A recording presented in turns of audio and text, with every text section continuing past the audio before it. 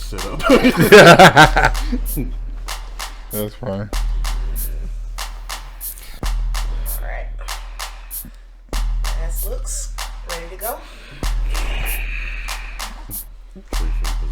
Yes. It's funny that he's facing the camera too. Exactly. I told you need to get him like a bandana that says the tea is popping. Right. We will. That's in the works. Yeah.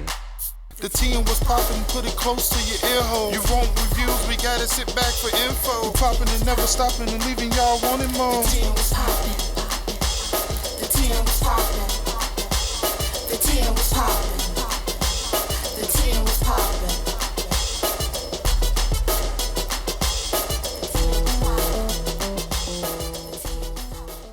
Look like we ready to pod now. Yeah. Let's get this real nigga roll call going. That it is.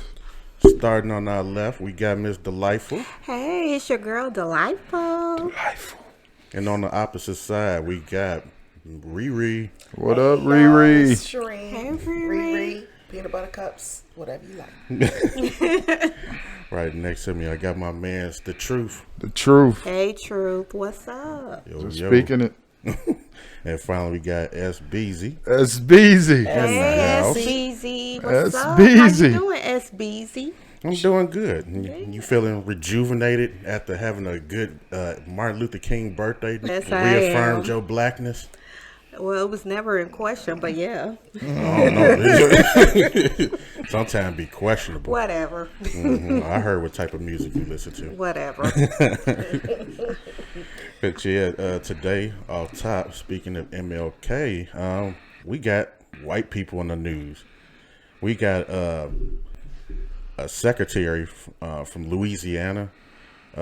She sent off a text message to a coworker. I guess she meant she, sent it off to somebody else.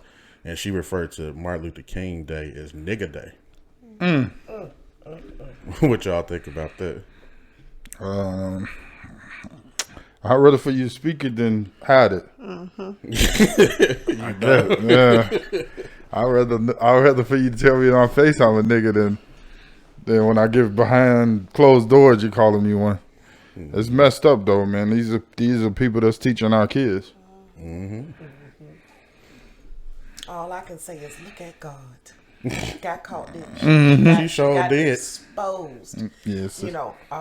That something similar happened to me at work. I was a supervisor and at a lab, and a lot of the people that I worked with were older, Caucasian, male and female. And I happened to call one of my employees into my office just to talk with him about a couple of things, some performance issues and things like that. So the lady that sits across from me, I won't say her name, her cubicle was across from my office. And what she meant to do was to text her boss, who she's really good friends with, I wonder why she called Mark in her office. And she accidentally texted it to me. Wow. Yeah. Wow. So I think, I actually went over and I was like, hey, how you doing? If you ever want to know what's going on in my office over here, just come on over and ask me, But I kind of put her on the spot and she ate crow. You know what I mean? Because it's none of your business why I'm calling my employee into my office. Yeah. But that just goes to show, what's done in the dark is gonna come to the light, and you gonna find out what you need to know about somebody. You know who the snakes is around you and behind your back. So I'm glad she got exposed. Yeah. Yeah. I share the same sentiment as the truth. I'd rather for you to be up front. Let me know where you stand. That way I can respect you more and I know how to maneuver with you. I don't like all that you smiling in my face, but you're stabbing me in the back. Just be up front. If this is what you feel, it's what you feel. I mean, we all have our own opinions and our own viewpoints and our own beliefs. So If you respect me, I respect you. So I'm not shocked that that is still happening, even in this day and age, because racism is always gonna be around, because it's taught. So if you're teaching it to your kids, of course they're gonna pass it along down the line. It's really unfortunate that people like this is in public offices, or they're doctors, nurses. You hear so many stories about how, and this is kind of getting off topic, but you hear so many stories about how doctors and nurses don't take the urgency of black patients serious. And I remember when I had got sick and I was in the hospital and I had to go to the emergency room, and the nurse gave me potassium. She didn't dilute it. She just gave it to me straight. Yeah. And I told the truth. I'm like, oh my God, this is burning. It's burning really bad. It's burning my arm. It's just burning me inside. And when he said something to her, she was like, oh, she can handle it. And I'm like, no, I can't. Can you please give me some fucking water? I mean, can you dilute this? This is burning. Yeah. And she's like, oh, okay. And then, she comes back in and she has an attitude, and it's like, this is your job. If you don't want to do your job, you don't want to deal with somebody of another color, then you're in the wrong profession. So it's not shocking to me at all. Yeah, but this the kicker though. They didn't fire that lady. No. They forced her to quit. And you know what that was all about, right? Mm-hmm. Of course. Of course. Still protecting her. Yeah. It's like they looking out for her so she didn't lose her pension. She worked there for a long time, but anybody else would have just got fired. Yeah, she should have been fired. You know what I'm saying? Like working in a school with all those children and stuff like that. You know what I'm saying? It was just inappropriate, Yes. But it's where was this at again? Louisiana. Okay. High school. So yeah, it's sad, but it's to be expected. Hurricane Katrina. Yeah. Still on the topic of MLK. Did y'all see that new statue? Yeah. People shitting on that statue. What is it? When I first saw it, I don't know what it is. my eyes couldn't focus and make out what it was until they showed it to me with like their faces and their bodies, and then you saw that was his arm wrapped around her shoulder. Where their faces at the bottom? There are no faces. The name of the statue is called The Embrace. So their faces aren't there. Oh. Okay. But then they have a rendition of it. Somebody did a digital rendition of it that shows their actual faces in it, and that's when it makes sense. But it's like the way that it is by itself, it's just weird. Mm-hmm. Yeah, because I saw it from the top, and I'm like, what the hell is it? It's what like is this? Snakes, depending on where you stand. vaginas, like what? People say it look like a dick. Like, people say it look like a shit. Right, because of the color. It looked like a man's head between the woman's thighs. Yeah. That's what it looked like. It looked very obscene. Yeah, it looked very obscene. You can't. Yeah. Yeah, it's very abstract. Like I couldn't figure out what the heck it was. But do y'all like it? I feel like that's just another symbol of downplaying us. Yeah. Because why aren't their faces there? Right. I know. And then it's like in Boston at that, like the most racist town in the whole U.S. It's like, Yeah, it's like a jag, It's a like, jab at you us. want us to put something Take here to this. represent you here. Yes. Yeah, it's I think you could have symbolized strength a lot better for Martin Luther King. yeah. My personal opinion. Me too. But yeah, we still in the news. George Santos been in the news a whole lot, like the last couple of weeks. And I know y'all non-political asses like, who the hell is George Santos? Yeah, 100%. 100%. So he is a newly elected Republican House of Representative member. Okay.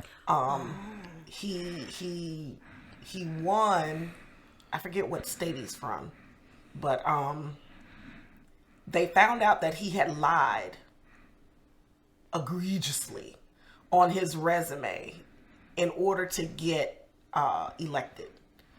He said he went to a school that he didn't go to. He said that he was a race that he's not. He's changed his name.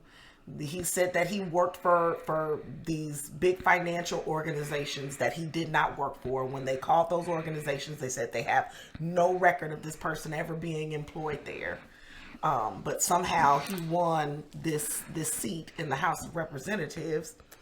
And, you know, while all that's going on and in the news, a picture of him in drag comes out.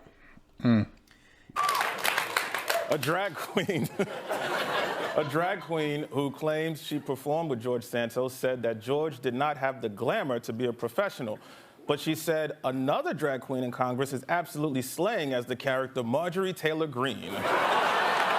And then, you know, while everybody's trying to, you know, understand what's going on with that, a video surfaces. Oh, what's the video? It's a video of him in drag. Oh. His what was his drag persona? Freak. I can't remember his name, but I mean, he looked good in drag.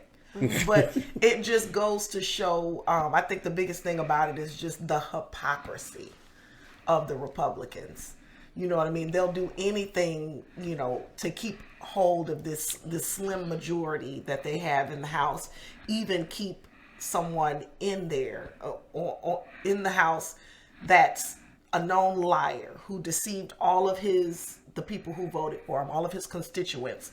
He deceived his co-workers in Congress. Like, and you guys won't push this person out. Not only did you not push him out, they gave him a seat on some of two of the biggest committees in Congress. So shouldn't there be some kind of filing of fraud with him if his name and everything? They trying to they're working on that. I heard this that. The U.S. government though. Yes, this is federal. So yeah, like totally fraudulent. Yes. But then it's like there's something that Trump started, because it's like usually like when you do something real bad, the first thing they want to do is resign.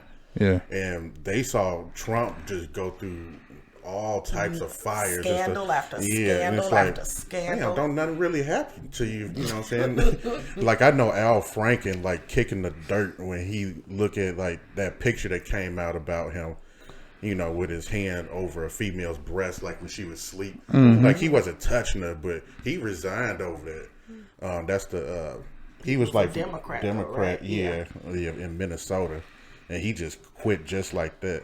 So it's like now it's like he saw what Trump did. It's like, yeah, the news cycle gonna change by next week. I'm just gonna keep going to work. Yeah.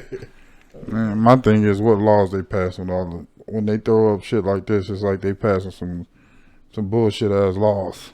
Yeah, true that. They blinding us. Yeah. When they got stuff like this in the news cycle, that mean that there's some shit going on Yeah. that they don't want us to know. Period. About. Period. We so worried Pulling about the wool over our eyes. The salacious story. Yeah, we so worried about this dude in drag and he able to do fraudulent shit and be in the government and don't have to resign. Like that's a big deal. True that. There's no way in hell shouldn't be arrested. You're a governor figure. Government official. Yeah. So it's like I think the worst thing that he did was he stole $3,000 from a GoFundMe that he started for a homeless veteran's dying dog. Wow. He is something else. Yeah, and the dog died. Wow. He ran off with the money. So Really? All right, so let's kick it over to sports so our new fans don't start hating us. I'm gonna flip it over to the NFL. We got the divisional round starting this week. mm-hmm. Yeah. Do y'all want to do some bets on the divisional round, or y'all just want to bet on? You know what? Before you even start, Can you just remind us, because a sister over here is lost, who is in the playoffs? Okay, I'll let you know right now. We got Jacksonville. They're going against Kansas City. And then we got the Giants going against the Eagles. We got the Bengals going against the Bills. And the Cowboys going against the 49ers. And that's the last 8 teams, right? Mm-hmm. Yeah. Yeah, this is the divisional round. Yeah. Decide who's going to go on to the conference championship. Well, I guess I'll go first on this one. Oh, gosh. I have... So the Jacksonville, Kansas City, who you got? Well, I would love for Jacksonville to win because I always root for the underdog, but I think Kansas City is... I'm going to take the Chiefs. Wait a minute, you chose both. No, I didn't. You said you're going to take the Chiefs? Yeah. Yeah, she said she I wished. said I would love for Jacksonville to win, but I'm going to take the Chiefs. The Cowboys and the Niners, I can't stand the Cowboys, so... And I'm sorry, Cowboy fans, but I'm not a fan. I'm going to take the 49ers. I'm taking the Eagles over the Jets. And Giants. I'm sorry. Yeah. No, the Eagles over the Giants. Giants. Oh, did I say the Jets? I'm sorry. The same thing. They both whacked at me. Sorry, Giants fans. Yeah, I'm my going to get goodness. hate mail. Yeah, you're going to, yeah. And, oh my gosh, the Bengals and the Bills. I like them both. I'm going to say the Bengals. Okay. Yeah, I'm going to say the Bengals. Is that an underdog choice? Yeah. Okay. I got to have one. Truth, who you got, man? Give me Chiefs. Give me the Eagles. Give me the Bills. Give me the Niners. I match everything that you just said. Okay. Yeah, I always match everything he says. Right. No, I mean the games that I'm really interested in is the Bengals and the Bills. Yeah. I think that's gonna be a you know good what? Like that's gonna be a really good game. Are they playing? I heard that they're not playing at either one of their stadiums. What stadium? They're not playing at the Bills.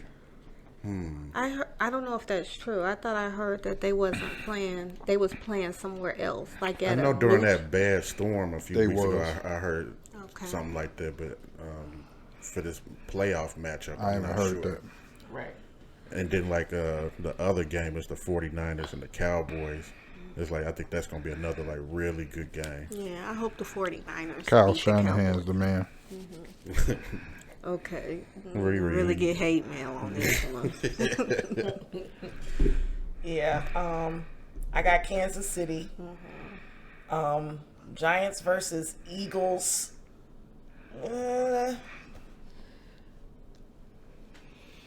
You know you're gonna pick the Eagles. I don't even know why you sitting there. I know. I tried to make this decision before. I know I got the Bills and I know I got the 49ers. This is the hardest one for me.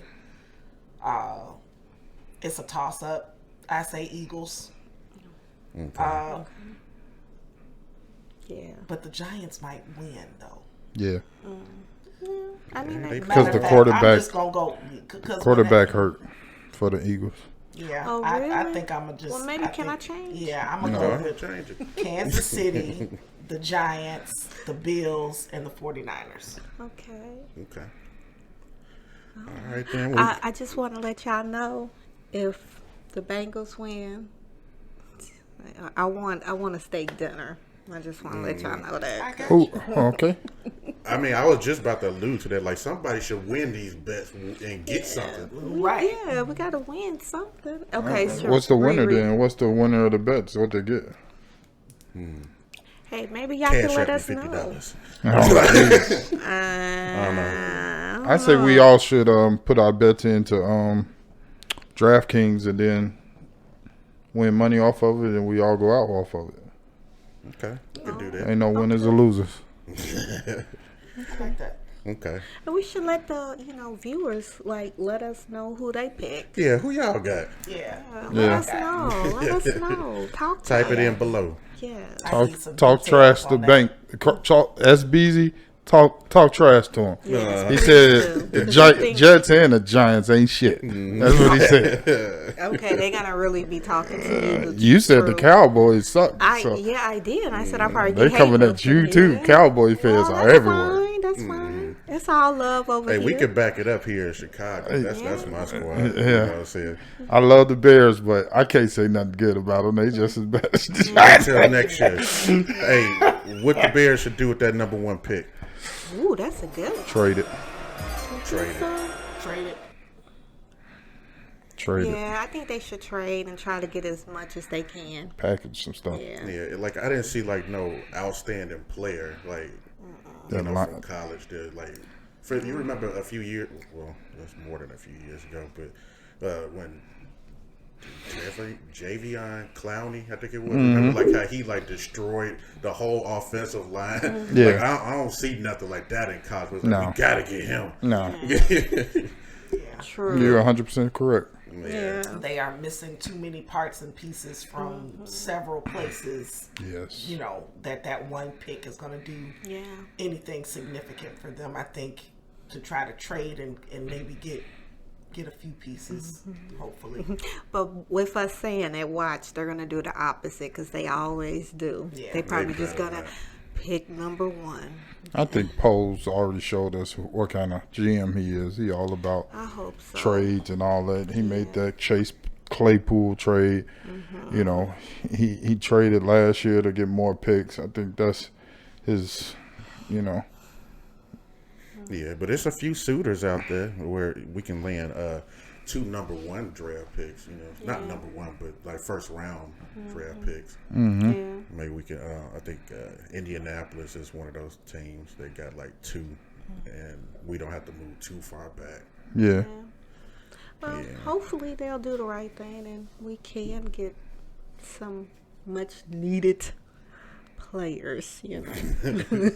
Can we get a Super Bowl this century? That's unlikely. Very. But playoffs, I think you know Next never year. know. we on the edge. I think next never year know. you got too much stuff. You never You know. got too much money. You got too much draft capital to not be in the playoffs next year with that just your cap space alone. You never know, but you never know. Crazier things have happened, so we could win. We could be in the Super Bowl. Now I don't know if we'll win it, but we could be. You know. Yeah, that depends. Justin on the Field health got of to be Justin. right, Superman. Well, if they get an offensive line, yeah, he could be. Hopefully.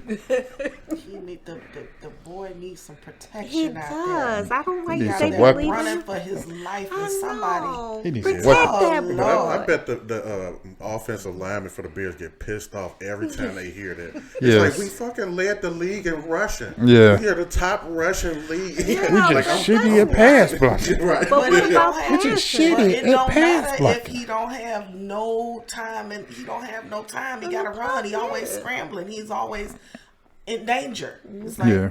Was he the number 1 rusher for our team? he set a record, didn't he? Yeah, I think so. He's the. Is he? When Montgomery got hurt. Yes, he's the number 1. He's the I rusher. think He led took the over. team. Right. He set a record or something. I know. thought I heard. Yeah, Bears record, rushing record for a quarterback. A lot of them was luck. Like Fields like springing free because they almost had him in the backfield he and had turned around to. for like a 70-yard gain on the ground. Honestly, I hate to say it's luck because that boy can run. Yes, he sure He can can. run. Give him his I props. say a skill. I say you right about Like escaping and padded, everything. It padded the numbers. Yes, yeah, it definitely padded the numbers. Yeah, y'all still want to stick with sports because I think I want to move over to entertainment. Oh, Yeah, okay. go ahead. All right. This just happened though with Young Thug. Did y'all hear about him in the news? Yeah, Is He it was a, in the courtroom, and then old boy came in and tried to pass him off a perk. that's crazy. come on? That sound like a setup. They really do. Like, You know- oh my lord. Was it somebody you knew? No, it was just I thought somebody. it was. It was somebody that was part of his gang, but like he wasn't like an artist. Or nothing. Yeah. I Wow. don't know if they were on some type of break because I guess the trial wasn't going on. But the guy gets up from where he's seated and he walks over toward Young Thug, and it's like they shake hands in this way, and and it's like the bailiff or whoever that was, they came over like immediately, like they knew. It's like, how did they know? It was a setup. It was a setup for him, I think. I don't think he. Who passes drugs in the courtroom? I don't. Yeah, Right. That's level 28,000. It was too perfect. Stupid. It was too perfect. For the bailiff to say, "Oh, my Percocets are tingling. senses are going off. They're passing drugs." Yeah, I think it was I think it's a setup. Even if he did, like, I always have to think about the type of mindset you have to be in to be so desperate for a Percocet that you would try to have somebody bring it. Are you serious? Yeah, he can get They're that in jail. He can drugs. get that He in can get jail. that Like, in that was jail. so unnecessary. I think it was a setup. Because when yeah. he found not guilty of trying to cause that's what I saw on the internet. I don't know how true that is. Oh, okay. They said he didn't. Yeah, they He said. set it up. Yeah, he didn't set up. Ask them to bring that there. Correct. Yeah, that was a setup. That was a plant. They tried to plant that on that young man. Yeah, I mean, he in the world of trouble as it is. Yeah. I mean, I think the only People thing they flipping. could really do is just add another felony on top of what he already has. How many do he have? Too many. Yeah, with that RICO charge. Oh, I mean, wow.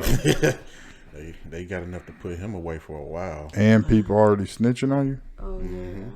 Wow. Yeah, and then I heard like with Gunna, like after he went on Twitter or whatever it was, like whatever social media, I didn't see it myself, but they were saying like a bunch of artists just unfollowed him. Ooh, Gunner? Yeah, they just unfollowed him, and you know what I'm saying, they pretty much saying he snitched. He did it. Well, maybe I'm getting this confused, but I thought that Young Thug told him to go, or was that his brother? No, they said his brother said on a podcast, I forget which one, but his brother told that Young Thug ain't talked to no one because they keeping everyone isolated where they can't have no communication with each other. So a lawyer can't even pass their information over to nobody. Lawyers, they got different lawyers, so his lawyer can't talk to his lawyer, tell him to do something. And why would you tell somebody hey, just take a plea and get out?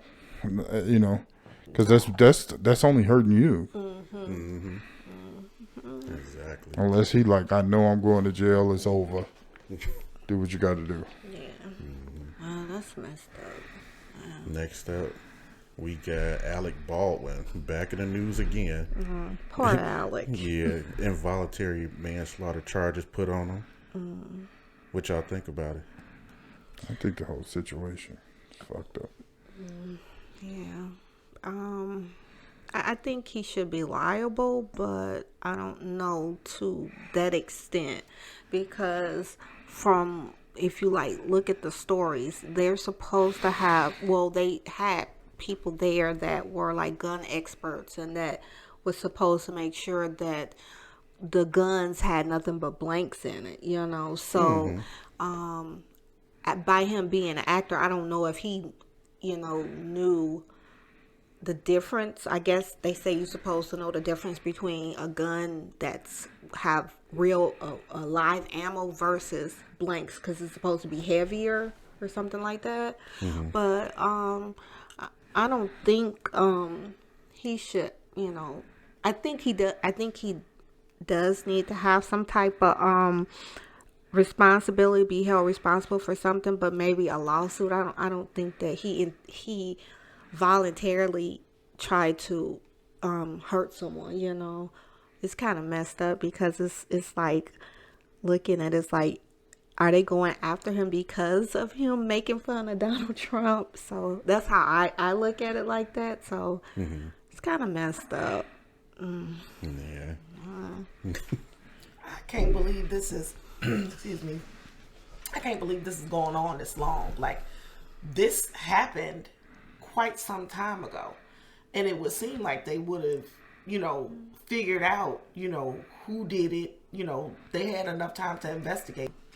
But I agree with you, Delightful. I say, the prop guns, there's people that are supposed to be on site to make sure that the prop guns are not loaded with live ammo. And I think that that's the person who should be held liable for this. Whose fucking job was it to make sure that the equipment, props and things were what they were supposed to be? It's like somebody fucked up, and I don't think it was Alec Baldwin. Yeah, it's like he's an actor. You know what I'm saying? They say get that gun. That's the gun you're going to use in this next scene, and you go to do. But being that this person wasn't someone that worked in the film, it was like, why was he even pointing a gun in her direction? I remember asking these questions when it first happened because it didn't happen during filming.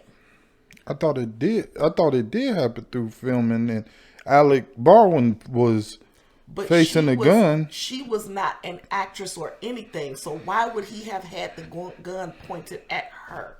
Well, I thought they said that the gun was pointed down or something. He was shooting down, and it might have ricocheted and hit her. That's what I thought. I read that it ricocheted or something and hit her, and she accidentally got hit by the gun. Because I think she was a cinematographer. Cinematographer. Yeah. It was something. That's what I was saying. But also, from what I've read, there were 2 specialists that were supposed to be handling the guns. Right. It was a guy, and then there was a younger lady. But they said she didn't have a lot of experience or something with it. I think it was a father and daughter. So she was the one that they're claiming supposed to had unloaded the live ammo from this particular antique gun and was supposed to have given Mr. Baldwin the gun that had supposed to have the blanks in it. But it's so many variations of this story, so you don't know what is what unless you was actually there. And I didn't hear that one about nobody liking the lady, the cinematographer. I thought, from what I read, I thought everybody loved her. Like she was, really loved. When that first story first came out, I heard something to that effect. That, there were some bad blood or feelings between, and that somebody didn't like her. Oh. But, so now it's saying, this is a CNN, they're saying that they will charge Baldwin and what did they say? And expert. I just saw it. Where did it go? Yeah, but while you looking that up, I don't know. It seemed like it took them a long time to drop this on them. Yeah. It's like, why now? Like, I think over a year has gone by. Mm-hmm. It's like, I don't know. I don't think this is like a thing that, somebody of his stature would normally, get charges put on him. But I think, the family want some type of justice. It's like, so you could just kill them and they do nothing, huh? No, I'm going to fight this. Like, I don't know. What do y'all think? Like the family would like to be paid over this? They should. I would think so. I would think he would have already made a settlement. They would have settled this outside of the court. Outside of the courtroom. It's been 2-3 years since this happened. Right. This happened. So this should have been settled. So maybe the family don't want the money. Maybe they do want to see some type of justice or somebody go to jail for this, because she did leave behind a very young son. So, it's really. Is this like under the category of a civil suit? Mm-hmm. Yeah, I would think so. I think they could do that too. Like he's not going to jail or nothing. Yeah. Like wrongful death or something like that. And all that stuff. But they're saying that the Baldwin and the armorer are going to be charged with involuntary manslaughter. And that's what I thought. Who was responsible for making sure that those, Yeah, they had two props people on the were, set that was supposed to be in charge of that. So maybe one of them didn't like her, and they was like, "Well, Yeah, but like, did y'all want to cover Chrisean and Blueface with that interview? Yeah, I got a lot to say about that. Let's get into it. set the scene." It's this is our reality of our kids, and they state of mind and thinking. They feel they very free spirited when it comes to their decision makings and their actions. My take on Blueface is that he's a boy that been raised by a woman that truly didn't have no self-respect for herself, and she has raised a boy that has zero self-respect for anybody.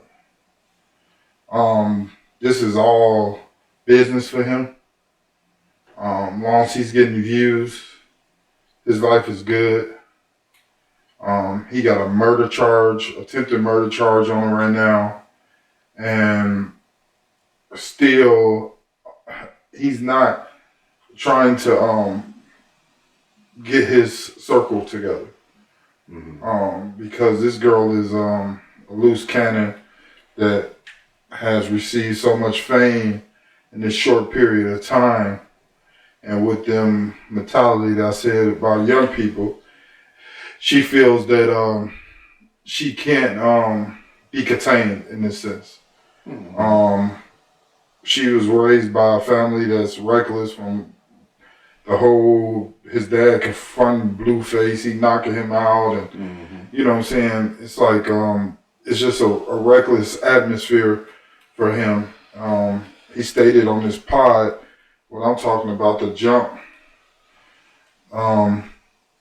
she was just out of control. Like, she was grabbing his face, she was very aggressive with him. Then he was like, me or you can stay. And she wasn't hearing that. She wanted his attention like a baby at that point, and he was pretty much done with trying to baby her. He asked him to remove her, and she just lost total control of herself. And when it first starts, she's talking about, I'm either on my period or I'm pregnant. But if you think you're pregnant, why are you drinking? True. If you think you're She kept pregnant, getting up for that she bottle. comes back and she's smoking. And then the next day she posted on Instagram positive pregnancy test. So it's confirmed that she is pregnant because Blueface responds to the pregnancy test and said he ain't the daddy. And it's like, this is our reality of life, and it's truly sad for me because this is our internal hoods. This is what our people is dealing with due to the fact of the system and the way it was designed to structure itself from keeping us down. Our mentality as black folk, you know what I'm saying, has changed from the 60s and 70s when we was getting our ass truly beat. And we was really trying to get our equal rights and everything. Like now we somewhat have took steps forward, but our mentality has took steps so far back. But you know what? At this point, after seeing them, it's like, why do people get surprised when Chrisean goes Chrisean on people? Like, she just had a complete meltdown. And, you know what I'm saying? They tried to remove her, but she kept coming back and stuff. And it's like, we can't do this interview with you wilding. It's like, Yeah, 100%. But Chrisean always gonna Chrisean. She's very disrespectful at the mouth. She'll say what she feel like saying to you. There ain't shit you can do about it. Yeah. Like, that interview though, like, he said he wanted to do it again, but I wouldn't want to do that shit again. Like, hell to the fucking no. You get the reviews and stuff like that with her coming on your podcast and everything, but You know what I'm saying? Like, she's just a handful to work with. Yeah. But the thing about it is, I want to see it. That's mine. That's You the problem. Yeah. I'm like fully pleasure. Yeah, I'm fully admitting I'm addicted to mess. It's like, you know, I couldn't watch the show due to that fact. I didn't want to get sucked in. But it's like you get so much over the internet, you like, man, I saw just a clip of it and I was like, man, I want to see the interview. So I went and looked at the whole interview and I was just like, oh my God, this is crazy. Mm-hmm. Yeah. Did everybody get a go at this? I'll definitely have to rewatch it. But Chrisean, I just see her as a little girl who never really grew up, and she never even really had real parental figures in her life. You know, it was like the kids in that family kind of raised themselves and each other. And I just feel like she's emotionally stunted. And she needs to get some help. 100%. Most definitely. I wanted to add that while I was like shocked, and not really shocked, but just like, man, I can't stop looking. I can't turn away from it because it is like, wow, just the antics of her. I look at both of them and I see dysfunction. You know, I see that they both were stunted. You know, he grew up in a home where he saw nothing but violence and dysfunction and everything, and she grew up in a house where she saw nothing but violence and dysfunction, and you know, they are numb to it. For them, this is just everyday life. You know, It's just another day. Yeah, and it's so sad because it's like a cycle. They're repeating the cycle without knowing why they're repeating it. You know, they're both young and immature, and we all were young and immature and did stupid things, but it's being played out on thousands and millions of television and on the internet. And while they are getting views and likes and money, at the end of the day, if she is pregnant, they're bringing more kids into this world to repeat that cycle. And that's what's so sad because, you know, these kids, they don't ask to be, you know, brought into this world. And as adults and as parents, you know, we have to look at it and be responsible in making sure that we teach our kids to have stability and nurture them and give them love, because when they get out here in this world, it's going to eat them up. Because first of all, you have a strike against you because of the color of your skin, and then 9 times out of 10, if you're a boy, a male child, that's another strike against you. So while it is entertaining, it's really sad. Like, she really does need help, and so does he. You know, they both like they have an alcohol problem, and she's got a lot of anger issues and abandonment issues. That's what I wanted to say. Yeah. Both of them, they both have abandonment issues, and they really need help. But you know, they're young, so they're not thinking in that grand scheme of things. They're just living their life, you know. I like to just add this. It's no judgment. I think everyone that sitting down here talking about this has dysfunction. Growing up, we grew up around dysfunction. All our parents wasn't right. There's a lot of fucked up things about our parents that's sitting here. But for me, I would say, and I know for, you know, SBZ, you know, at the end of the day, you know, our moms might not have been 100% functional in their lives, but they demand the best out of us.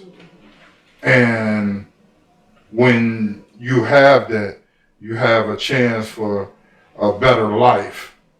They didn't have, that's all I mean by dysfunction with them. They didn't have no one to push them to say, no, even though I effed up this way, you don't follow me and do the same thing. They just had chaos in the sense of, you know, you F up, this on you, and you keep moving forward with it. Are we done with that one? Yeah. Okay. Let's move on to our discussion segment. This first topic, this gonna be y'all first time hearing about this, but my stepson, like he said, I really want y'all to talk about this on the pod. I think we should just help him out. Let me tell you the scenario. So, what's that face? No, I'm listening. I'm thinking and I'm listening. But like, you might have to help me with this story too. But so, can I say his name? Give him a nickname. Initials. Just do initials. Jay. All right, so Jay.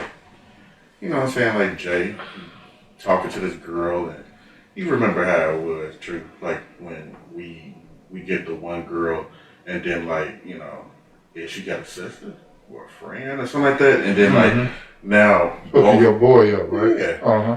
So you know what I'm saying? Jay put his cousin on, and you know what I'm saying? Like, I think the person he got put on with was a sister, right? Yeah. So like, time goes. So Jay hooked his cousin up with his girl sister. Okay. Yeah, and everything is going on in Dory at first, and like, he started getting real close to her. Your cousin? Yeah. Okay. The cousin got close to the sister. Okay. Yeah, to the point where he started dry snitching on Jay. Like telling like little personal stuff that you wouldn't, you know what I'm saying? Like this is our little men pillow talk or whatever you want to call it. I know what you doing. Yeah. And I'm laying with the chick you hooked me up with, and I'm telling her what you doing. Yeah. Okay. Like he was working hard to conceal What he was doing. And then, you know what I'm saying? So this happened earlier on, and it was like, he was told, like, man, I think he going back over there saying little stuff. More time goes on. He's saying more stuff and now dropping Bombs. Yeah, bombs that like, it broke him, and Jay and his girl broke up over it because, you know, he didn't say some stuff that, like, about his little icks about his girl. Like, I don't like this about her, pussy stank. Okay, he didn't say pussy stank, but it was something. I know what you're saying, it was something like his icks with her. And when that got back to her. I'm sorry, delightful. Yeah, so like they ended up breaking up over it. And like he never did find out why his girl stopped talking to him. So she was taking him through the ringer, like trying to get back together. Yeah, I remember. Yeah. So he decided that he wanted to try to make things work out with his girl, and This is Jay. Yeah. Okay. So after a few months, like they finally decided we gonna reconcile. Yeah. But now my family hates you. So like he like trying to work his way all the way back. And meanwhile, like he hasn't had a talk with his cousin about this, because now she making him keep it a secret. Like don't go back and tell the way how you got told on. Yeah, is this story pretty accurate so far? Really? Yeah. Yeah, and like the cousin, like, you know, he brings his baby over, and he brings the sister's baby over, like for babysitting and stuff like that. Like they work together as a team. Got it. And like Jay is like so pissed off at this point, where it's like, you know, he want to snuff his own cousin over this. And he didn't want Riri to babysit this child. He want her to take a side during the beef.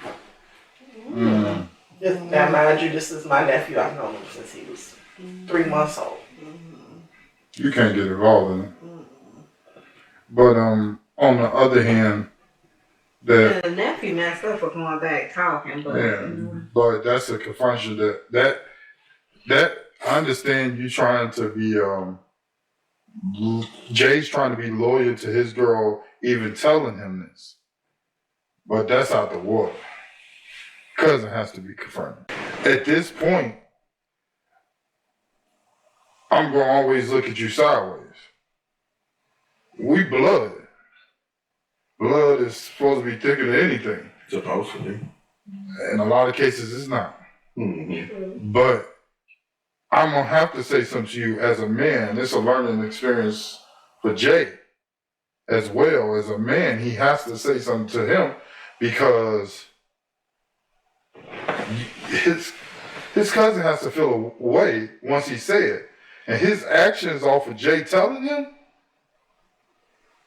should change the cousin in some type of way. There's two things the cousin Can I jump in? Go ahead. Because he finally said, like, forget what my girl said. I'm just gonna confront him and say what happened, what you did, and all that other stuff.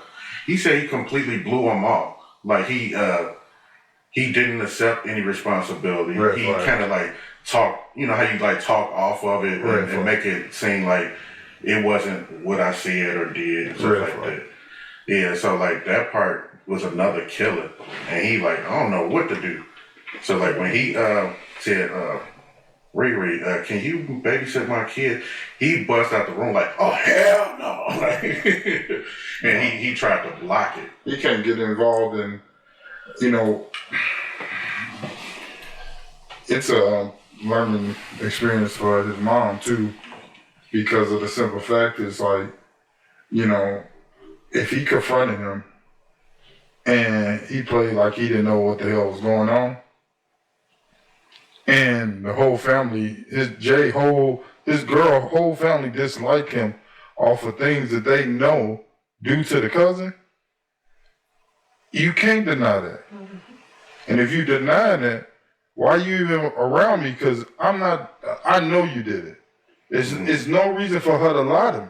It's none. She's not, the girlfriend ain't getting shit out of it. She ain't getting nothing to tell him that. You know what I'm saying? Her, because I'm looking at it as the girlfriend. Her relationship with her family, I'm piping. Her relationship with her family is destroyed.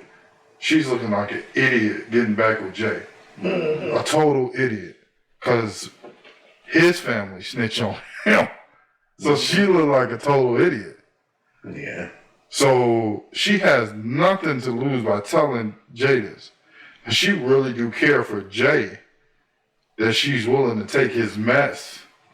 Because regardless of it, the cousin told the truth. But she's willing to go past his mess. Jay has to ask his question himself this. Is this somebody he truly feel like he can settle down with and stop doing what he doing? Or is he getting back off the fact that it's just some good poutine and good company? Yeah. Because this can go real south because the cousin already denied it. So now it can go real south now because, like you said, Jay is like, I'm ready to go. Like, you know what I'm saying? And now this dude's acting like ain't nothing, everything all gravy. You calling my mom's, asking her to babysit your baby, and she eating out of my refrigerator, taking food out of my mouth, and my mom cooked for me. And the environment ain't that, my guy. The environment is, you did something, we all make mistakes, man up for it, and let's try to move on. Because that's all you got to do is tell Jay the truth. If he tells Jay the truth, I think it's a possibility of moving on, but Jay just know he a pillow talker. So you can't tell him that. Yeah. That whole situation a mess. It is. Yeah. And it hurts me so bad because, I love that little baby. Yeah. I love my nephew. Right. I don't want to get into the middle of it. Understandable. He's wrong. I told Jay, edit that one. months ago, way before, I said, ain't no way she finding out this stuff. I said, you better be watching who you telling Your what business. to. you know. And I think that's a lesson that he's learned now too. That, you know, he's doing it on some, yeah, man, I got this, you know, this shorty coming over. Right. You know what I'm saying? She gonna be at work, so you know she gonna come over and chill with me for a few hours. You know what I mean? You just, Man, you know what I mean? But you can't. You never know who is your enemy and who is your enemy, and that's crazy because they grew. I'm talking about they literally grew up together. They're not blood cousins, but they blood cousins. I don't care what nobody say. Mm-hmm. You know what I mean? And for females to come between their relationship, it's like, I don't like it. I don't like it for them. But I don't think it's a female coming between their I think relationship. it's just, for me, on the outside looking in, loyalty. You know what I'm saying? If you're not loyal, then I don't want you around me. Because if you just, I mean, yeah, we all do pillow talk, but to that extent, you met her sister through me. You know what I'm saying? Where's your loyalty at to me being that we grew up together? Even though Jay is doing some kind of bogus shit by, you know, doing what he's doing, but he's young. You know what I'm saying? And who are you to judge him? Yeah. You do your own. Yeah. Well, is you telling you know what I him? Do you want him to tell you that? So it's all about loyalty for me. And if he isn't gonna take accountability, then That's the problem. That's a big issue, you know. He'll do anything. Yeah, he'll do any underhanded, sneaky stuff. You know, I'm not for violence, but I'm also about being open and honest and having people that really have your back, that you really can trust, you know. She ain't lying. That's the biggest thing. That's the biggest thing for me. That's why I don't associate with my family, because the situation, something similar happened like that, but my cousin was talking smack about me in my face with the truth being there, and I was dumbfounded, but also I'm like, I know who she is, but I didn't expect for her to do that. Oh, yeah. And when we talked later, she pretty much downplayed it. And it was just like, yeah, that's what I'm talking about. It's like, I've never done that to you. You know, I've had your back through everything. And for you to do that to me, it just showed me that first, you don't like me. Second, you're not loyal to me. And third, you don't care nothing about me. If you'll do that, then what else would you do? That's enough of that topic. I guess we can move on to something else. But hey, Jay, you got your answer, dog. What you gonna do? Yep. One thing, one word of advice. Know what you want. That's what it is. Can you bring in the next topic? Huh? All right. So for this nice discussion segment, it's like you hear all of this talk all over social media. You know, just talking about all this feminine energy and things like that. So I sent you guys a video clip. And I just want to, talk a little bit about this one guy says, boss chick doesn't come with feminine energy. And so, according to how we are defining a boss chick today, she does not come with feminine energy. It is not going to mesh with this masculine energy. We're going to be in arguments. We're going to be in a disagreeable house. A boss chick doesn't come with feminine energy. Correct. Why you say it like that, Riri? Yeah, but that's what he said. He said a boss chick doesn't come with feminine energy. Correct. So let's talk. I know we're gonna spin off a little bit, but I'm curious of what y'all got to say. First. The women. Yes, the women. Actually, I want to go first. Oh, go ahead. Well, go ahead. It's easy. I don't know. I think we seen it like when we was looking at the Chrisean and Blueface thing. Yeah. Like where, saying the whole time, like she was like boss chicking it. She cussing niggas out. Yeah. Being disrespectful on somebody else's platform. Yeah. Saying what she want to say. Mm-hmm. And then she had to turn into a kitten like, baby, I love you. And it's like, you feel her whole energy change into feminine energy.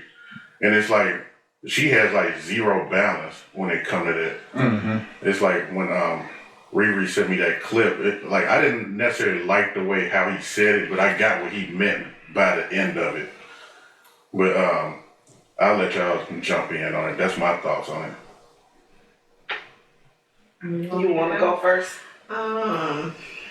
Yeah. I guess it would be, what do you define I guess for a woman, or it would be, how do you define a boss chick? And how do you define feminine energy? Because it could be both, but it depends on how your interpretation of both of those two words are. They can both coincide, but also I guess they can't coincide. And for me, being a boss chick, yeah, okay, she's handling her business. She can take care of herself, but also she should know how to be feminine, how to be sexy, how to not be so, I won't say submissive, but in a sense submissive to her man, knowing that, hey, I need to do this, you know, to make him feel like he's the king, because he is your king. When you get into a relationship or if you get married, he is your king, because this is who you chose to be the protector and who you chose to be vulnerable with. So I guess for me, it's the interpretation. I hate talking about this subject because so many women get so defensive, and it's like, oh, well, I don't need no man telling me to do this, and I don't need this. And it's like, well, at the end of the day, you the same woman that said, I can't find a good man. And it's just like, what do you want? You have to be submissive in some sense. You know what I'm saying? I'm not saying you have to give up your independence, but you have to be willing to compromise. It's like a compromise for me. Just like for a male, it's a compromise. You know, you can't try to be feminine and want to be protective, but in the same sense, you're ready to fight. And if he say this to you, you ain't gonna tell. You know, you all hardcore, and it's just like, no, it's just not both. Really? Yeah. I mean, I see where you're coming from.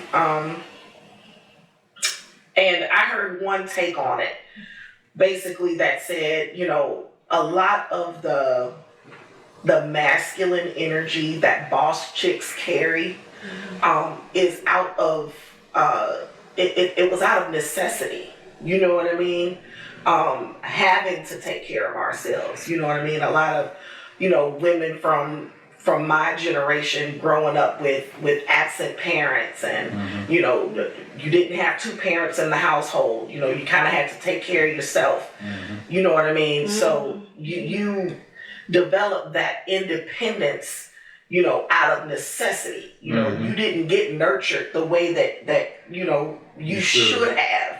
You know what I mean? So being that, you know, that femininity is missing, it's most likely because you didn't even have that example. You didn't have anybody in your life that exhibited that femininity to you in order for it to even mirror it or to be able to rub off. You know what I mean? And I understand that, you know, as an adult, you make your own choice as to how you're gonna live your life. But I mean, we're creatures of habit. You know what I mean? No one changes like that overnight, like a light bulb. You know, if you grow up, you know, on the grind, having to take care of yourself, it's like you're not gonna meet a man and just all of a sudden turn into Cinderella. You know what I mean? Yeah. It's gonna take some time of him showing you that you can trust him and you can kind of put a little bit of that stuff down. You know what I mean? Because women, we carry so many hats. We do so much. You know what I mean? And we need men that are going to step into our lives and take some of that shit off of us so that we can operate in our feminine nature. You know what I mean? So that's my take. A little bit of my take. I'm going to add this, but I agree with everything that you were saying.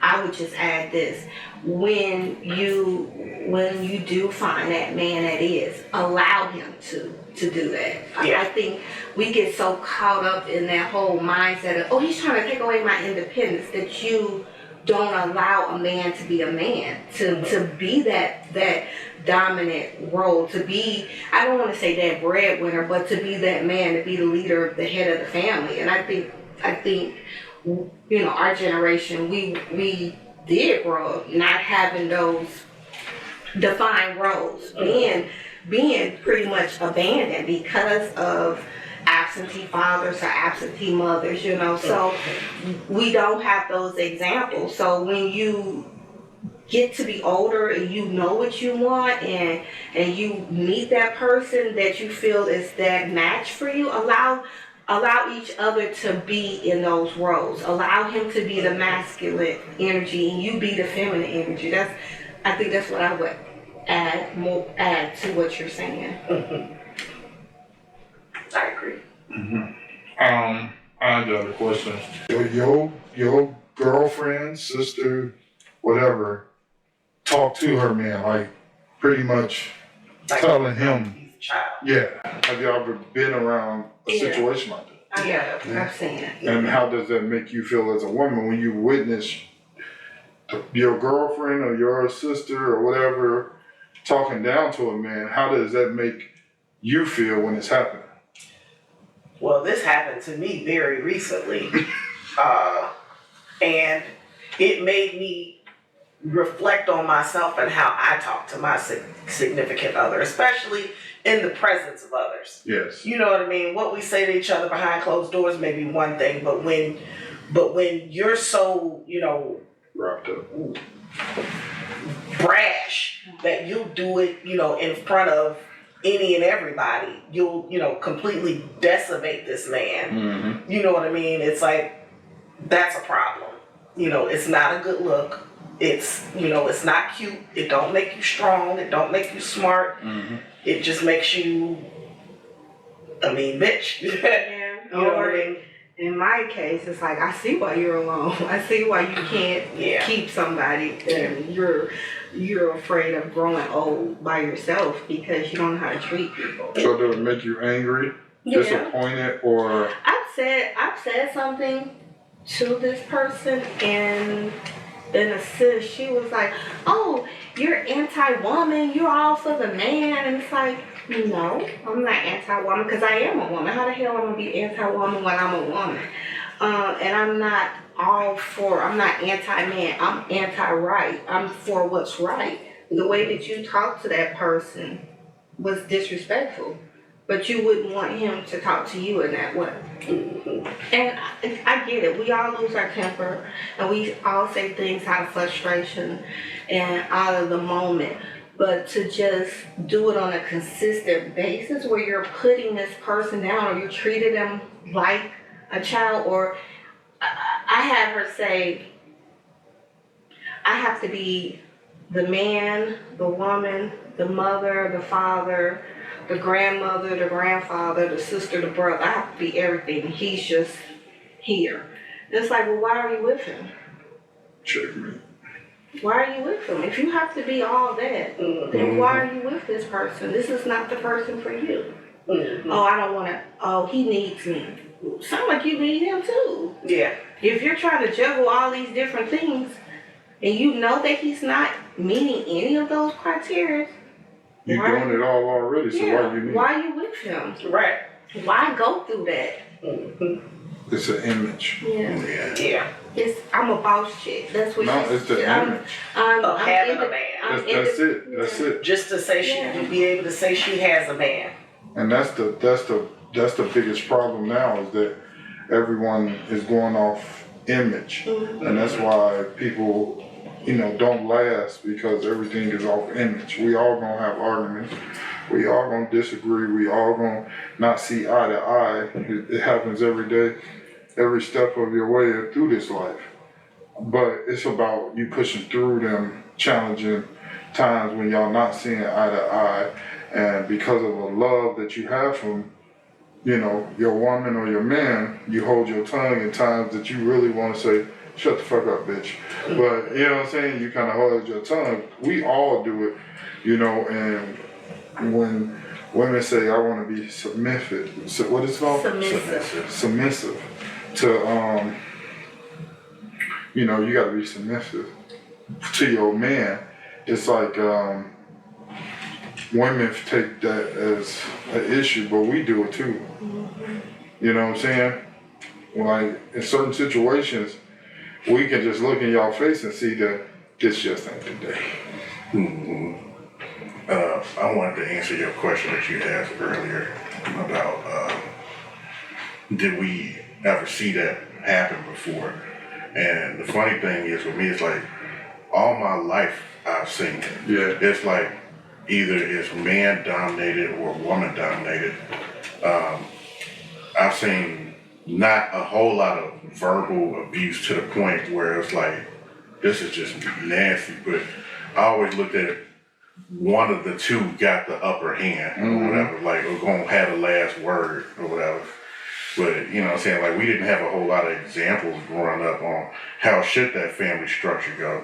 It's like outside of what Bill Cosby did, like, you know, with the Cosby Show, we didn't necessarily always see what the male should be doing in the house or how things are handled. And it's like, you know, even Claire had a good day on Cosby. Yeah, it is like, you know, that was the balance of their household. But seeing it, you know, one way fully and or the other way fully, it's like I've seen those too. And you know what I'm saying, like I wish it was like more imagery of like how you know, you should be as a man, like shown on TV. Cause that's where we got most of our influence from. Yeah. It's a dynamic there, I think, in situations where people stay in the verbally abusive relationships, and it's a reason why they stay. Yeah. I mean, it could be, you know, financial, it could be, you know, just them being non-dependent. I mean, it could be anything. They could be like with Blueface and Chrisean. It could just be that's what they're used to. This is what they consider to be the norm, because I haven't seen anything or been around anybody that showed them, hey, this is not normal. Right. This is what you should want, and this is what you should achieve to have and to give. So yeah. Are you clever? I didn't mean clever. I was. Yes. Yeah, the segues here gonna be pretty nasty because like next up we have why women want to lead in the relationship. And it's like that kind of like piggybacks off the last discussion that we had, but it wasn't our topic. But do we want to discuss why women want to lead in the relationship? I'd like to start that off. It's simple as what Shireen said. I got you.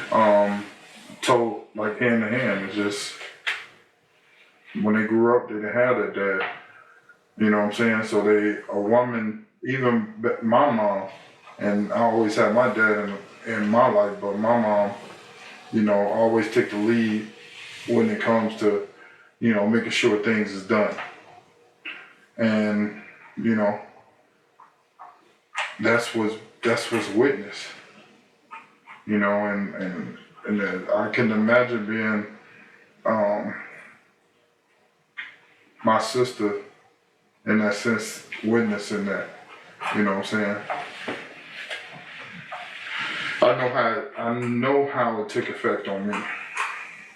Okay.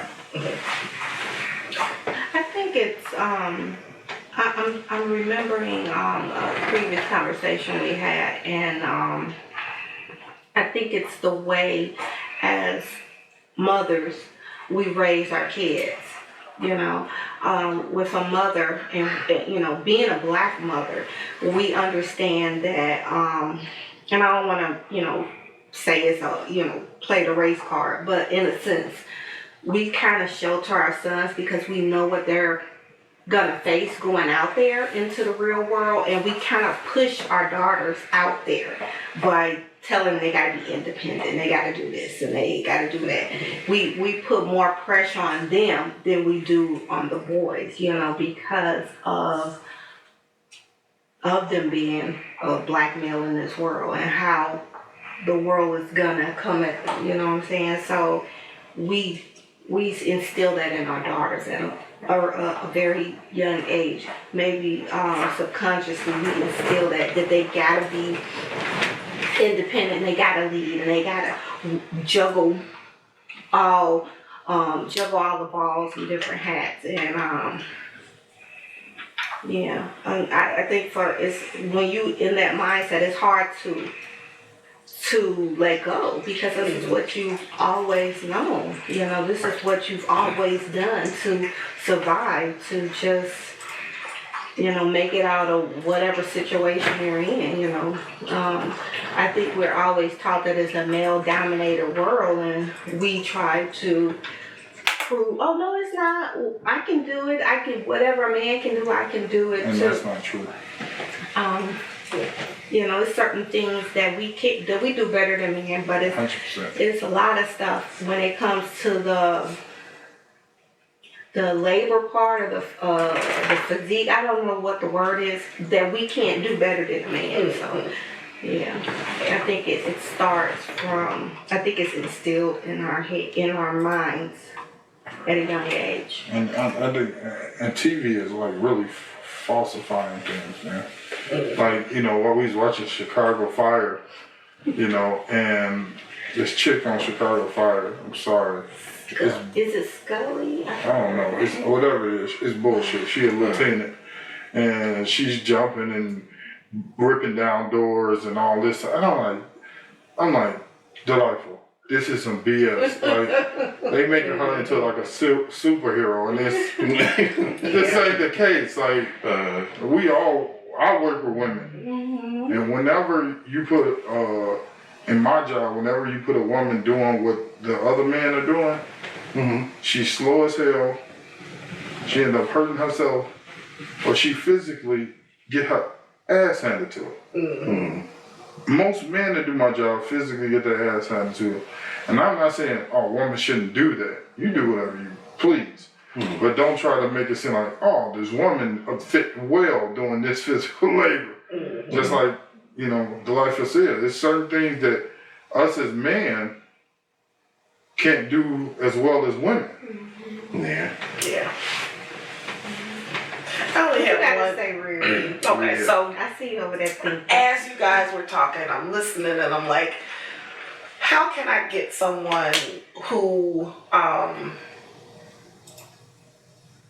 doesn't understand the plight of an independent woman to understand what it's like to be expected to go from being independent to being like submissive?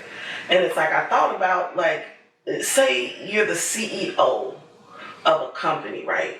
Like, you grew this company from the bottom to the top, right?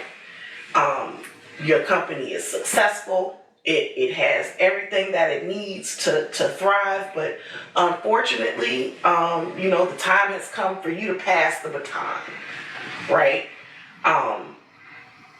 You're not gonna give control of that thing to just anybody, right?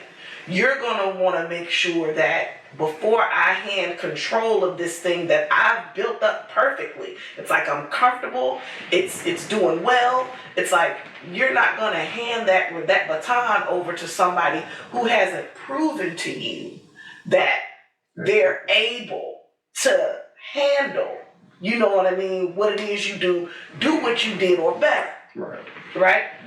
And so it's like, I liken that to like women who are independent having to go into a submissive role. You know what I mean? You don't want to just hand your life, your livelihood, and your lifestyle over to a man. You need him to prove to you that he is willing and able to lead you. You know what I mean?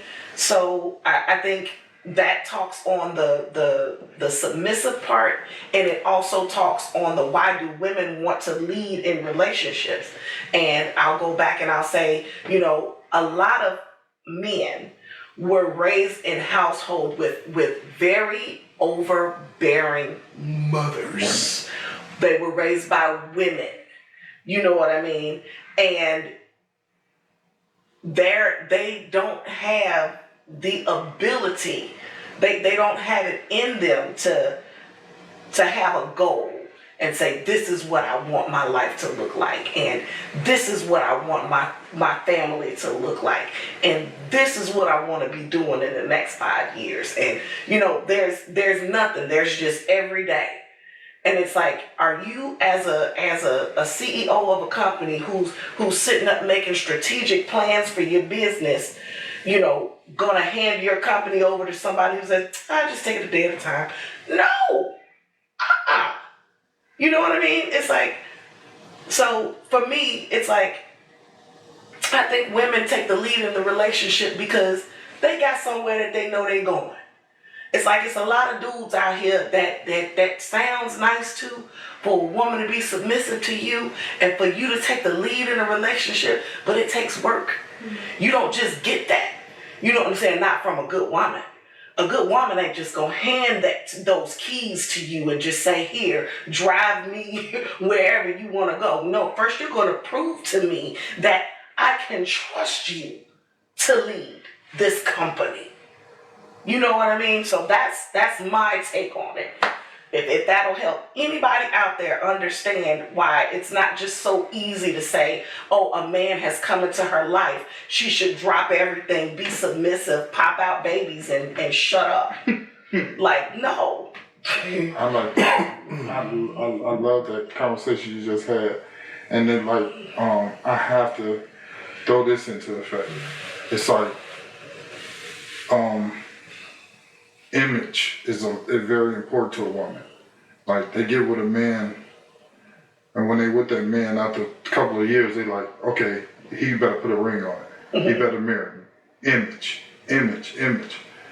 During that whole time of them being with that man, they're not training that man. They're not looking out for the signs. They're not seeing his growth, showing him what she wants when she hand these keys over to this company, which is her. She's not showing that man what she wants. No woman does this. When they get with a man, it's image. It's like, all right, we together. All right, I got pregnant by him. He better marry me because I'm pregnant. It's always, it ain't about, is he treating you good? Is he taking you out? He hardcore because of the way he was raised. I don't like it when you do this. Can you do it this way? It's better for me. It's none of that. It's arguing of, I don't like this and this and this. Ain't no training. Now, if a woman trains a man of what she likes and what she dislikes, she will, by the time he do put that ring on it, and she say yes, she should be saying yes, not for the image.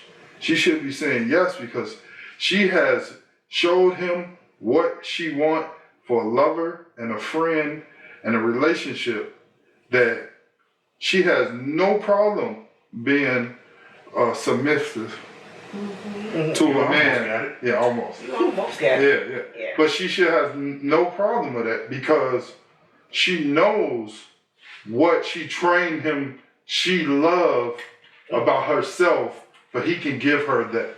Okay. And if he's not giving you that, you shouldn't get married and then say, this marriage is nothing, and that's why I'm talking to him this way, and that's why I'm doing this to him, because, he ain't equaling up to what I was doing before he came in here.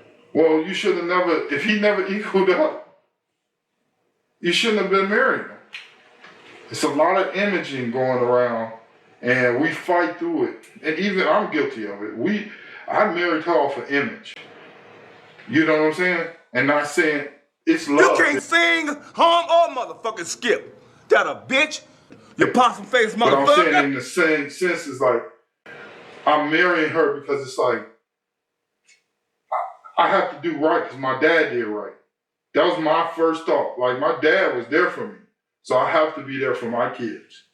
And I loved her as a person, But I didn't get to know her dislikes. I didn't get to know her likes. I didn't get to know who she truly was.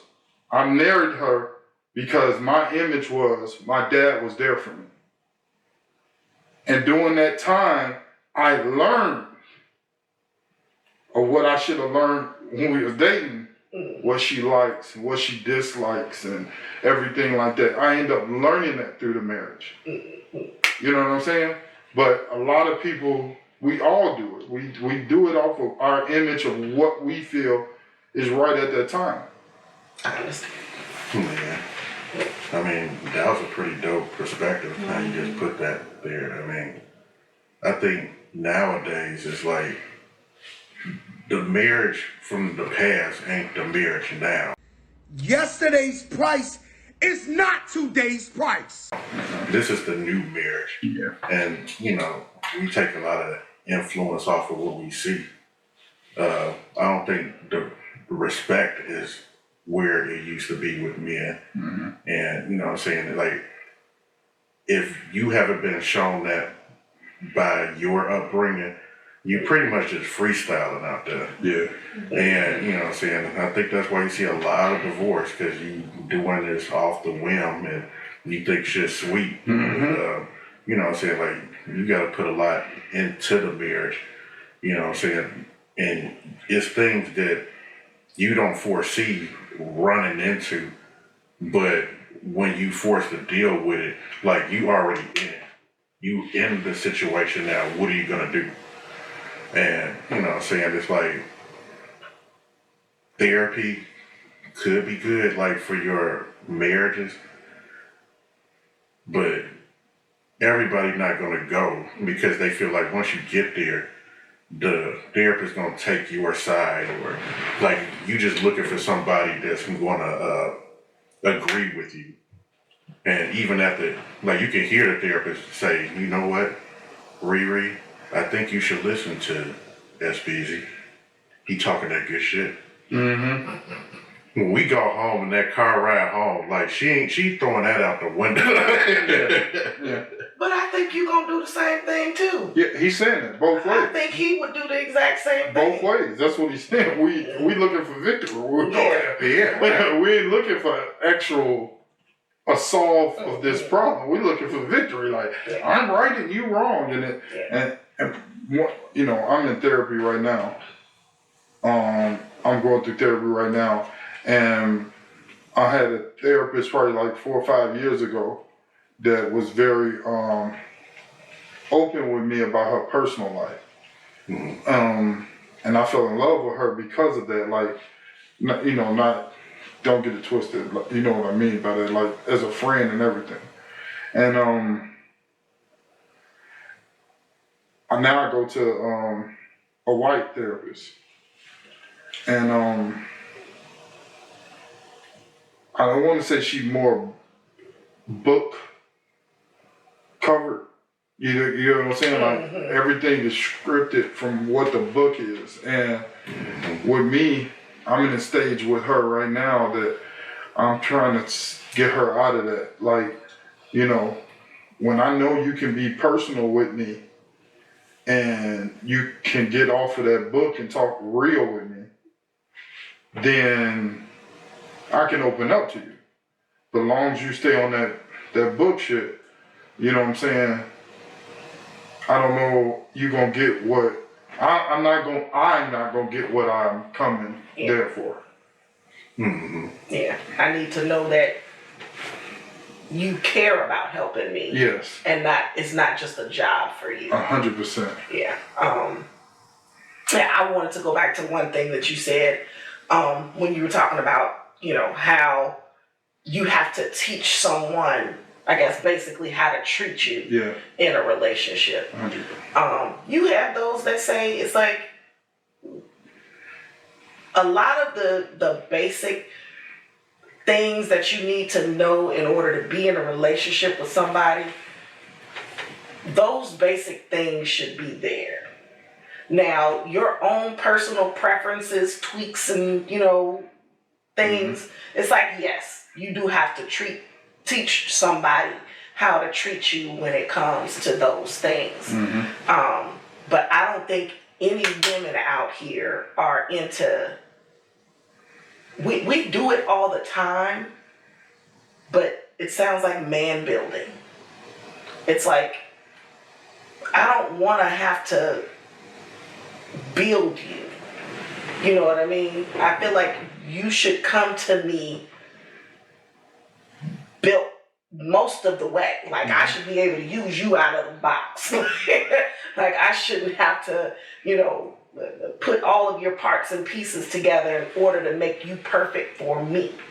I feel like that's just, it's a lot of work. And then I know that a lot of women go through things like that where they teach this, they get them all together, they clean them up, they teach them how to treat you, teach them how to go to a restaurant and order a bottle of wine, all those nice little things, they teach them how to do all that. And guess what they do? Use it on somebody. They leave and go use it on somebody else. And it's like, all that, you mean to tell me I'm doing all that? Is that really the expectation? But that's the thing about it. If you're not living in that image and you trying to connect with that dude, you're gonna see his bullshit. A lot of people don't want to see how it is. See it how it is. It's like the Chrisean and Blueface thing. Tired of them getting brought up. Yeah, I know, but he's telling her, if you listen to that whole interview, he's telling her, I love her, but this is business first. That ain't love, my guy. That's using. Usury. You using her. That ain't love. To answer her question, when I say teaching them, it's scars that you have when you was growing up. It could be, you could have been molested, you could have been bullied, your dad walked out of your life.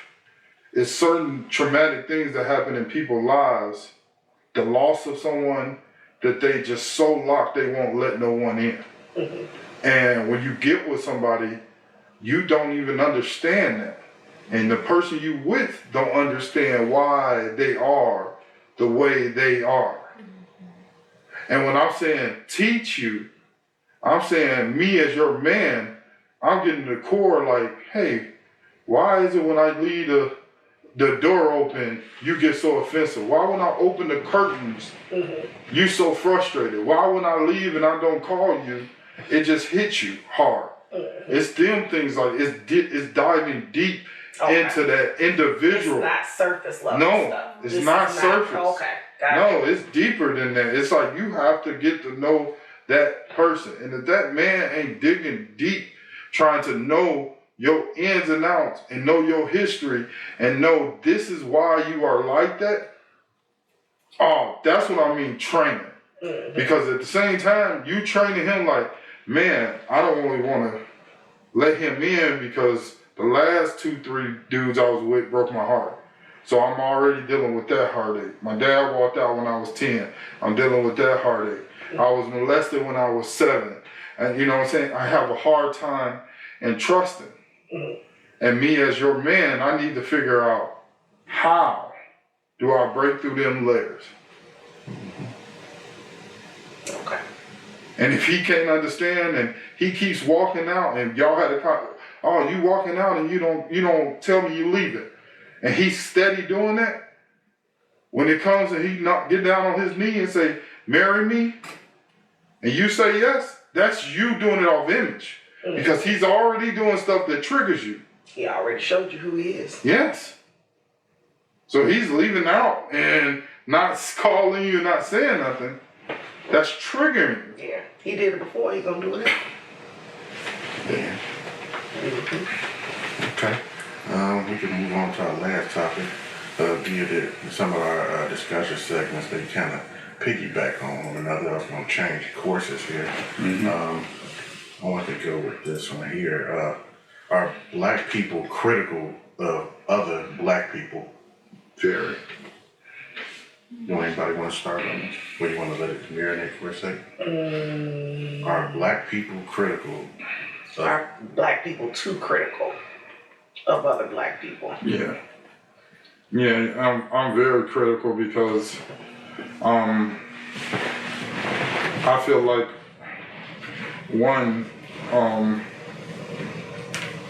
we don't stick together. It's I'm gonna touch on the There's subject. so many layers. Yeah, I'm gonna touch on the subject about this pod. Yeah. I'm gonna jump on this subject about this pod. It's like you were sending agendas, you were sending what we was gonna talk about, and you know, before Eli passed, I would always, I want to do this. You know what I'm saying? I want to have my input. I want to be more involved. No, Shauna, you know what I'm saying? I want to give more into it because I don't want you to have full control over me. But when I lost Eli, it was like, you don't have control of nothing. So to me, it's like, you know, if God don't want this to work, He gonna show you. But if He wants it to work, it's gonna work. But this is why I say it's black people on black people. Now I'm critical when it comes to you, my black brother who I knew for 30 years. But I had white people come to my house, walk in, paint my porch, and do all this stuff, and I didn't even have an issue with it. But let a bunch of black people come paint. Like, you know what I'm saying? I think we have been trained to hate ourselves. We've been trained to disagree with one another. The system has taught us to go against us. To distrust. Because you automatically assume that somebody trying to get over on you or something. Period. You know what I mean? When it's a black person. Yes. It's like you don't typically think that when you're dealing with white people. Yeah. I mean, I'm starting to wake up. You know what I mean? Yeah, a little bit. I'm learning so much. Mm-hmm. You know what I mean? I think we should do a segment. I was today years old when I learned, because with this internet, it's so many things that I'm constantly learning every day and being like, wow. You know what I mean? I did not know that was a thing. Mm-hmm. So one thing that I learned, and I know this is a little bit off topic, but the service department at like when you go to the dealership to get your car fixed, the service department, they are salespeople. They get paid on commission. So a lot of times you going in there to get something fixed on your car, they are trying to sell a new car or whatever they got to do. Parts. Right, parts, shit you don't need. Oh yeah, you need a new battery, you need new tires, you know what I mean? 100%. I learned that recently, and then now it's like I look at those people, I'm like, you motherfuckers been getting me all these goddamn years. You know what I mean? And these is white people. Okay, well nobody said these is white people, and it's like now I'm starting, my spidey senses tingle when I'm dealing with, you know, little things like that. You know, but yes, we have been trained to, you know, distrust people who look like us. Period. And it's programming, I think, you know. It is. And it goes back to the Jay conversation from earlier. You know what I'm saying? It's like his cousin did it, you know what I'm saying? Because his cousin wouldn't have did it if it was a different race. He wouldn't have did it if it was a white boy, Tommy. You get what I'm saying? We are trained to go against each other. Like it's kind of like it puts you in the mind of that Stockholm syndrome, how they have brainwashed you in a sense. Well, you unconsciously doing something, but you're doing it to the detriment of your own. Yeah. And you know,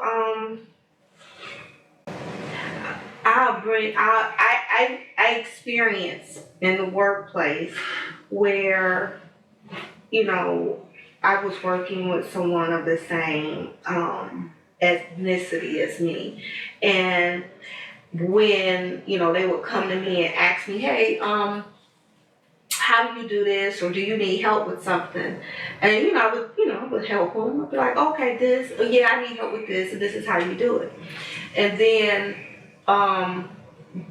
the white lady would go and be like, hey, I need you to do this, and do it with no hesitation. She does it, But when I would just automatically go up and say, hey, I need you to do this, it was always, oh my God, you're trying to work me to death. Oh my God, you're getting on my nerves. And it's just like, you do know you're doing it. You was hired to help not just her, but me too.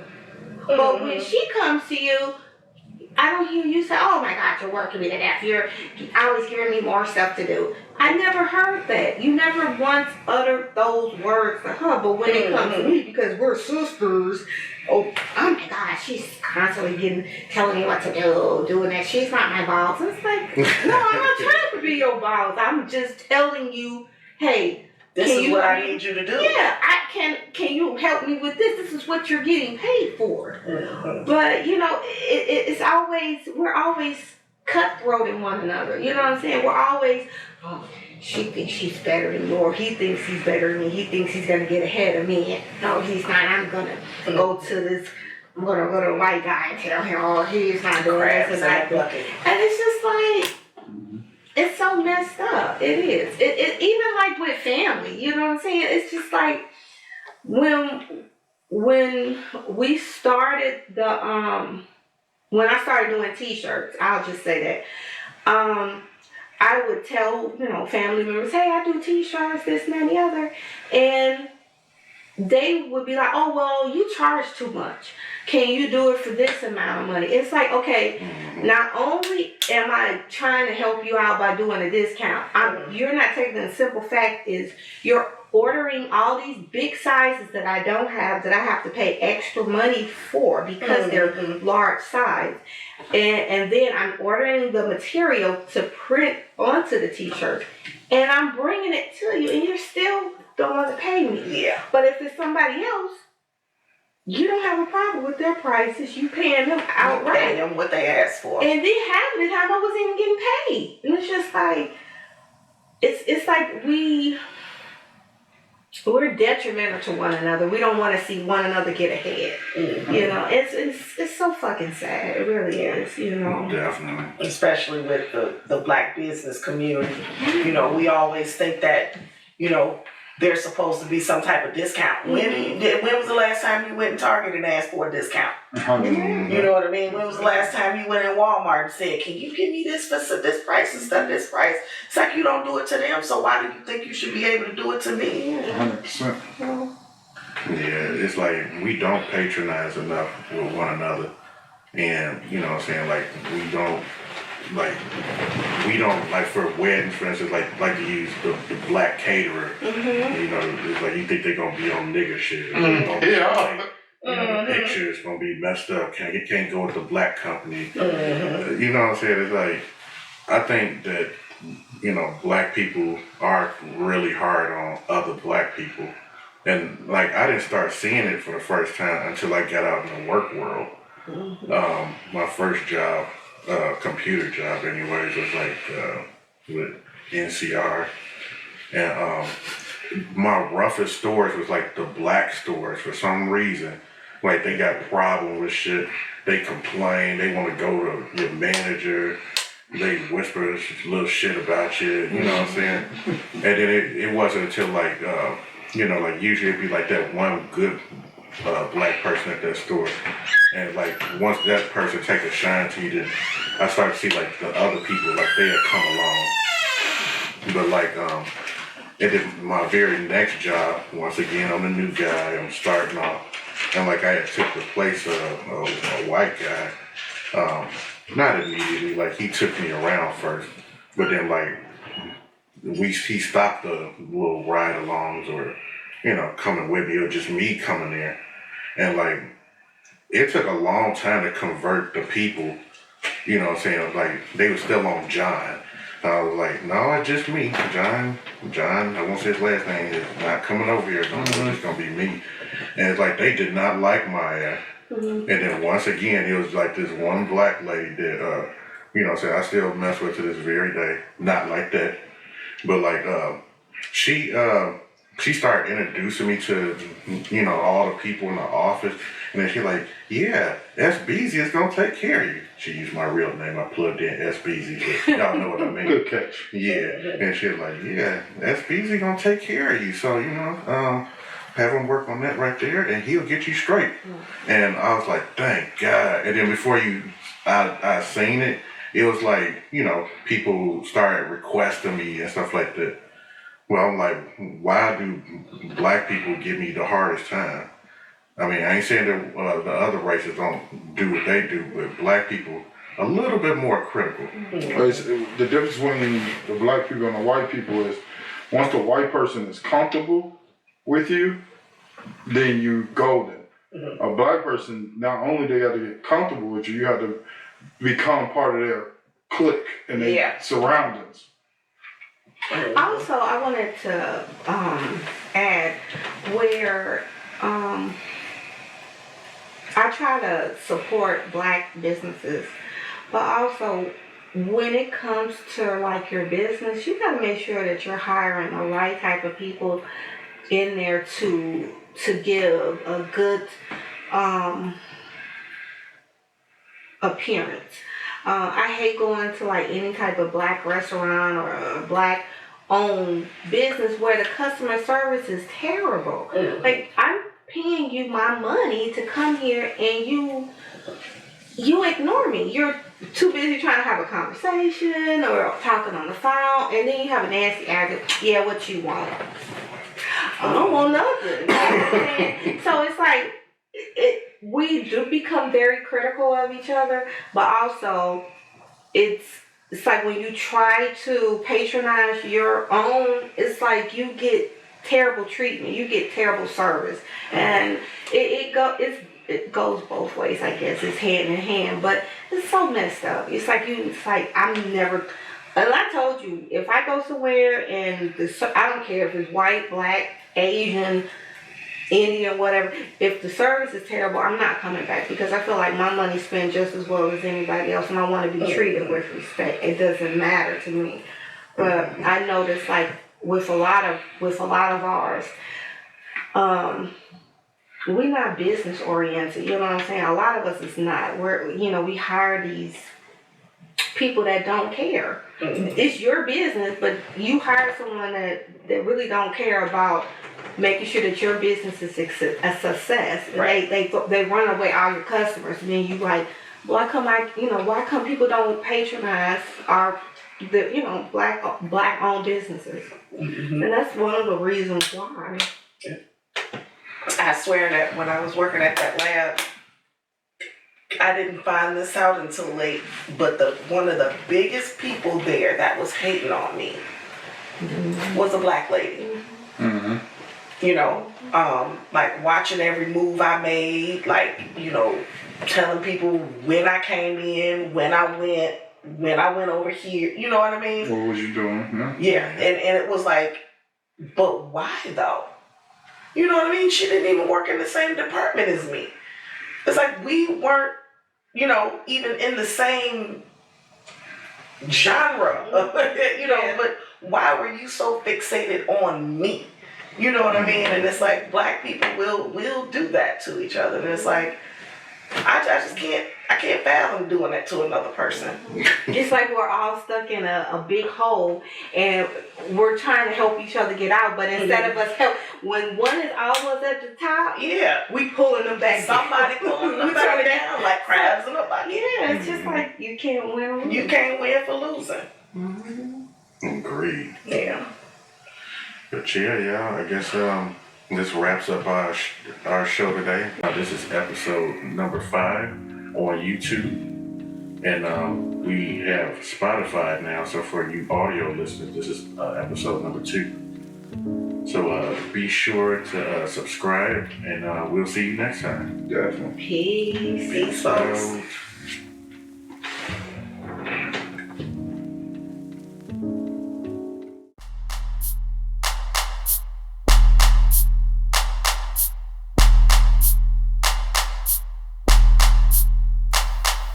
The TM was popping, put it close to your ear hole. You want reviews, we gotta sit back for info. We popping and never stopping and leaving y'all wanting more. The TM was popping. The TM was popping. The TM was popping.